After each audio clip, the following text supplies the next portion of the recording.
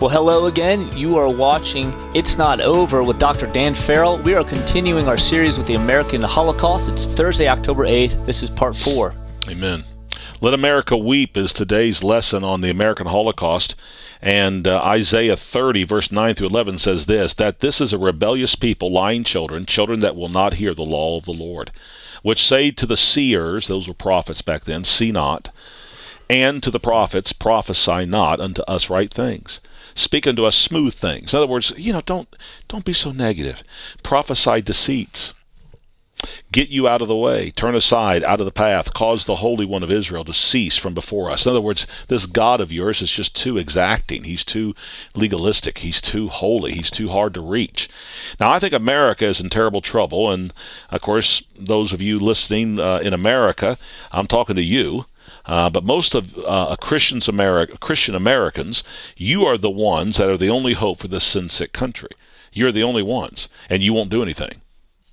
The Bible, 2 Chronicles 7:14, condemns America. Mm-hmm. If my people, which are called by my name, shall humble themselves and pray and seek my face and turn from the wicked ways. See, it's not the homosexual crowd, and it's not the feminists and the atheists and the pagans and the stupid, idiotic evolutionists and people like that. I mean, they're crazy. They don't have the sense God gave a brass monkey. Okay, I got that. But it's the Christians. Because, see, God didn't condemn Sodom and Gomorrah because there were too many wicked people. He condemned them because there weren't enough righteous people. That's right. That's true. There weren't even 10. Yeah. I mean, Abraham negotiated God down to 10. And they weren't 10. I wonder if Abraham negotiated for America right now. Yeah, man, we need some prayer warriors like Abraham. Yeah, we do. But Lot didn't do his job, did he? No. Well, he didn't even reach all of his family. Mm-mm. He lost his family to Lot and his own wife. She escaped partially, but got caught in the overspray. So my point is this, that America is going to hell in a handbasket because Baptists and Christians are they've assimilated into society. And I do think, I realize, I don't know, I don't think having a TV is the mark of the beast, but I think TV has to be a big part of it. Yeah. I really do. Mm-hmm. It is the devil's pulpit, and it does shape your mind. Well, I talked to some missionaries from Alaska up there dealing with the Inuits. Yeah. Those people are shut off from society, man. Mm-hmm. And yet those girls are dressing just as worldly and wicked and just as immoral. I asked him, I said, well, how could that be? He goes, I don't know. I guess it has to be TV, I guess. Because the TV is like a sewer. Right. Satan pipes it in. Mm-hmm. And so they watch TV so they can see what goes on in the lower 48 states. Mm-hmm. It's amazing. Yeah. Well, there was a day when television, there actually was something good on television. Not today anymore. No. Not anymore. No. Those days are long gone. You can't even trust the news. Nope. Of course, most Christians that have some sense will watch Fox News, but I don't know how conservative and accurate Fox News is. Even then you have to be very discerning even with that. Right. You got to be. Mm-hmm. So let America weep. Number one, forgotten. You two jump in. Help me out. Forgotten values. America was undermined at her roots. And here's how it happened. Our seminaries, our colleges, our churches, our schools, and our families were poisoned. Mm-hmm. In Germany, the pre-Nazi years, 1920 and 1930, Germany was sold out by her scholars and philosophers, guys like Immanuel Kant, 1724, 1804. George Wilhelm Friedrich Hegel, 1770 to 1831. Kant removed any absolutes and said that reality is what man perceives it to be, and God and truth are essentially unknowable. That's Kant. Hegel said this, we must stop thinking in terms of right and wrong, but synthesis. Things are becoming.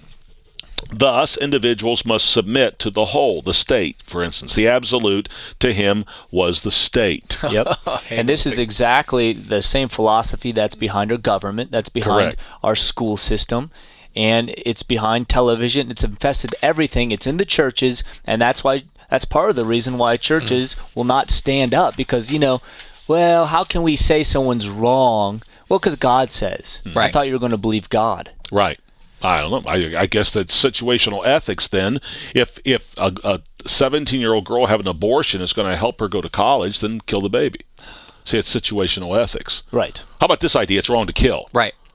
And you say, but I want to go to college. Well, God will make a way for you to go to college, but what you shouldn't have done is gone and had sex before marriage.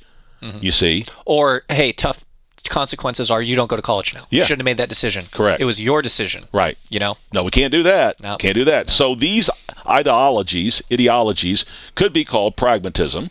No such thing as absolute truth, which leads to relativism, which says that an idea or an action must be judged as true or false according to its usefulness, its utility. And then there's something called, this gets more political, but collectivism. The group has the primacy over the individual. and our government's pushing that That's hard right. now. Yeah. The wishes of the majority are more important than the wishes of an individual, even if it means a loss of freedom. Yep. See, that's why our forefathers loved the Constitution, because one man with the Constitution wins the argument. It doesn't matter what the majority says. But the constitutional republic idea of government was replaced with democracy, which another word for that is mob rule. Yeah. And so now, if the mob says crucify him, then Pilate has to crucify him. And so all the elite, rich elite, if you want to call them that, all they have to do is just sway public opinion in Right. whatever way that they can. It's easy to do with the television. Yep. Television, liberal media, and college professors.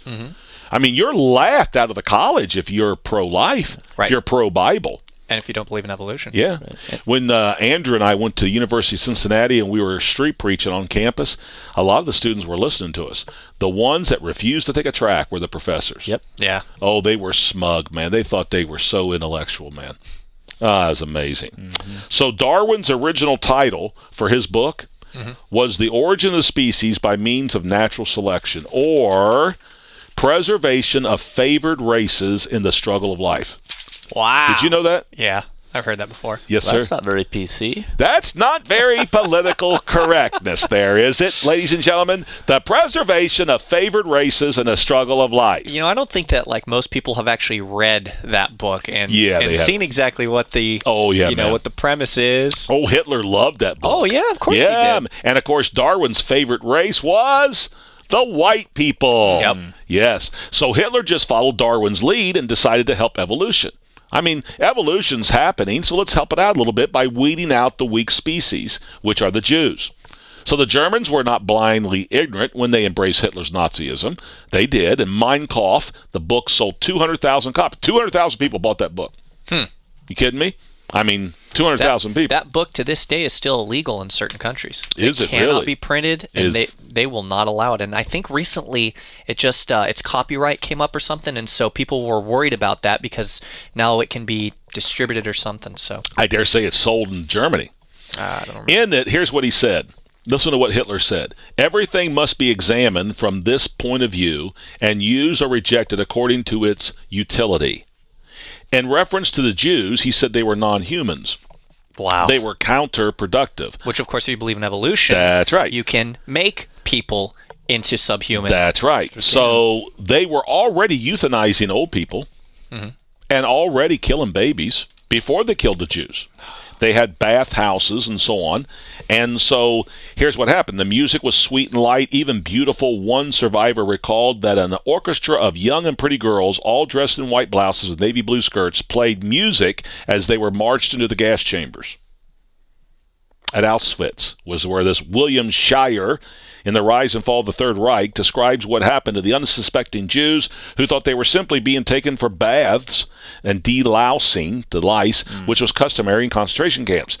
To music, recalling it did happier and more frivolous times. The men and women and children were led into the bathhouses where they were told to undress preparatory to taking a shower. Sometimes they were given towels. Once they were inside the shower room, and perhaps this was the first moment that they may have suspected something was amiss, for as many as 2,000 of them were packed into the chamber like sardines, making it difficult to take a bath. The massive door was slid shut, locked, and hermetically sealed. Up above where the well-groomed lawn and flower beds almost concealed the mushroom-shaped lids of vents that ran up from the hall of death. Orderlies stood ready to drop them into the amethyst-blue crystals of hydrogen cyanide. Surviving prisoners watching from blocks nearby remembered how for a time the signal for the orderlies to pour the crystals down to the vents was given by Sergeant Moe. Nagib, and he says in the German, I don't know what it is. All right, give them something to chew on. And so the naked prisoners, 2,000 at a time, were cyanide to death. Now, The way he got away with this is by convincing people that the Jews were non-human. Mm-hmm. And America's doing the same thing. Mm-hmm. And also notice how it's so important for them to keep everybody calm. Let's not make a big deal about these conspiracies. Just keep calm. That's what the royal phrase was: stay calm, just keep doing what you're doing. Right. George Bush, after we had 9/11, just stay calm, go to the mall, go shopping. And so it continues on and on with all of this evil abounding. Christians, just keep calm. You're making a big deal out of nothing. It's really nothing. You know what the Roman Empire did to keep people calm? They had games, and they gave out free bread. And that's what they did. And people just, didn't worry about the Roman Empire was crumbling. And who cares? What do we see now in America? What's one of the largest? Was it be the NFL? Well, yeah, maybe, huh? And they're giant Coliseum-looking things, exactly like. 180 days of straight, uninterrupted games. Mm-hmm. I think America's been sabotaged by the same hellish madness. Mm. We've lost our values. Our absolutes are archaic. And every man does that which is right in his own eyes. So in 1973, babies were ruled potential life. Wow. That was the term. Life has been totally devalued. Euthanasia, genocide, mercy killing, child abuse. In 1982, Time magazine nominated the computer as Man of the Year. And so Dewey undermined our school system. He was a believer in Darwinian evolution. Yeah. He was a student of Hegelian philosophy, and he was in favor of Bolshevikism. Really? Yeah, John Dewey. He was a communist. Basically, he was a communist. He was a communist. Wow. Father of modern education in America. Yeah, what a sweetheart. He considered himself a liberal Democrat. Imagine that.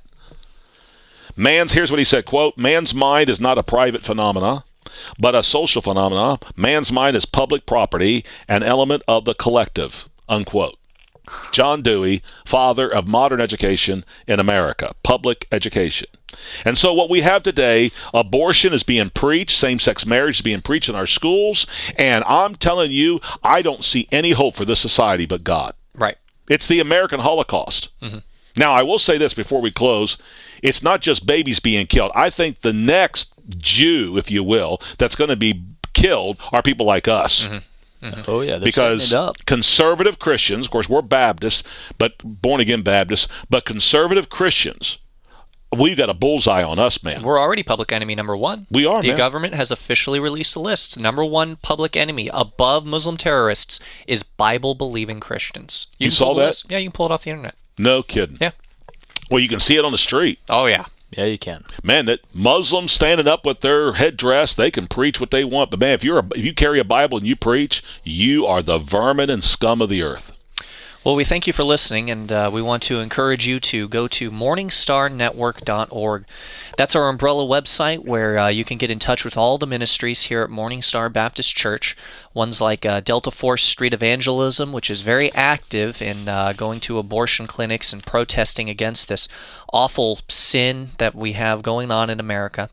And then also there is a PayPal button there, and so if you feel led of the Lord to donate to this ministry so that we are able to reach out to more people, we would love for you to donate. It's also tax-free. And we're giving out a gift to anybody who feels led to give $50 or more. We'll send Pastor's latest book, Soul Winning, Why So Important. It's a good little stick of dynamite that helps you to really wrap your head around the Bible and the Bible's commands for soul winning and every Christian's individual responsibility. You can also go to sermonaudio.com/itsnotover, where you can find all of our archived shows, and go to YouTube and browse by channels, search for It's Not Over, and you can find us there on YouTube and watch some of the shows that we've recorded in the past. And here is Pastor Farrell to close. Someone said this: by removing God and His Bible from our society, we no longer have absolutes. We have removed guilt, accountability, and responsibility from our society. You can kill a baby and then go out that night and get a pizza. It's no big deal. But here's what's happening. Those of us that know it's wrong and we don't protest and we don't get involved, we're losing something too. You know what it is? Our conscience. May God help you.